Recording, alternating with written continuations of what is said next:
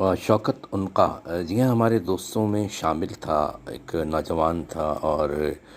شاعری سے شغف بھی رکھتا تھا۔ آرٹس کونسل میں اس کی آمد کے بعد اس کی شاعری میں مزید نکھار آیا، اور اس کی بنیادی وجہ یہ رہی کہ اس کا ملنا جلنا شاعروں میں رہا، بیٹھنا اٹھنا شاعروں میں رہا، ایک ایسا ماحول مل گیا کہ جس ماحول نے اس کی شاعری کو نکھارا۔ یہ یقیناً ایک تحریک سے وابستہ رہا، لہٰذا اس کی شاعری میں وہ رنگ نظر آتا ہے، لیکن اس کے علاوہ بھی اس کی شاعری میں جو ہے وہ غم جانا غم دورہ دونوں شامل ہے۔ اور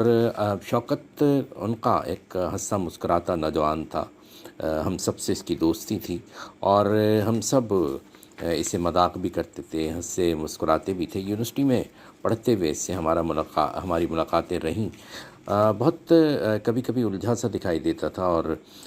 بنیادی وجہ یہ بھی تھی کہ اس کا اپنا بچہ، اس کا اپنا بیٹا بیمار تھا، بہت زیادہ بیماری کے باعث جو ہے اس کی یہ بہت پریشان رہتا تھا۔ اس کی پریشانی ہم سب محسوس تو کرتے تھے، لیکن اس نے کبھی اپنی اس پریشانی کو ہم سے شاید ہم تک پہنچائی نہیں، یا یہ اپنی پریشانیوں کو جو ہے وہ چھپا لیا کرتا تھا۔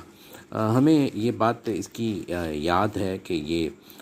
کوئی بات کرو تو یہ ہنس دیتا تھا، مسکرا دیتا تھا، اور پھر ایسے ہی ایک وقت آیا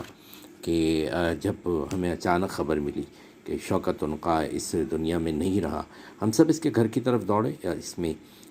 تمام دوست شامل تھے جو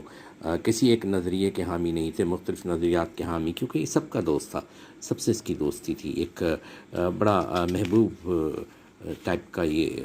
تھا، تبسم لبوں پر سجائے ہوئے وہ دنیا کچھ جنت بنائے ہوئے۔ اسی سے اندازہ ہوتا ہے کہ اس کے لبوں پہ تبسم رہتا تھا، لیکن بہرحال اس کے اندر کے غموں کو ہم میں سے شاید کوئی نہ سمجھ سکا۔ اور پھر یوں ہوا کہ یہ بالکل جیسے سارا شگفتہ کا ایکسیڈنٹ ہوا تھا، اور سارا شگفتہ جو ہے وہ ٹرین کے نیچے آ کر یا ٹرین کے سامنے آ کر جو ہے وہ جان کی بازی ہار گئی تھی، تو شوکت عنقا کے بارے میں بھی یہی کہا جاتا ہے، اور کچھ لوگ کہتے ہیں کہ خودکشی نہیں تھی، بلکہ وہ بالکل جو الجھا ہوا تھا اپنے بچے کی بیماری کے سلسلے میں، اور گزرتے ہوئے اس وقت اسے خیال نہیں رہا، اس کا پیر شاید پھنس گیا تھا یا